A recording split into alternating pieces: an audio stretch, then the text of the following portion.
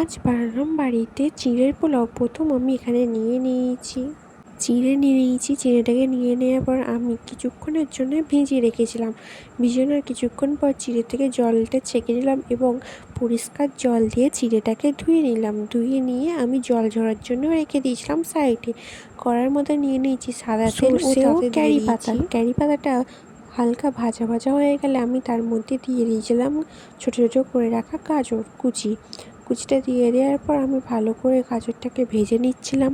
ভেজে নেওয়ার পর তার মধ্যে দিয়ে দিয়েছিলাম বিনস কুচিটা ভাজা হওয়ার পর তার মধ্যে দিয়ে দিয়েছিলাম ক্যাপসিকামটা হালকা ভাজা ভাজা হয়ে যাওয়ার পর তার মধ্যে দিয়ে দিয়েছিলাম কুচো করে রাখা পেঁয়াজটা ভেজে নিলাম। ভেজে নেওয়ার পর তার মধ্যে দিয়ে দিয়েছিলাম টমেটো কুচি ও কাঁচা লঙ্কা কুচি।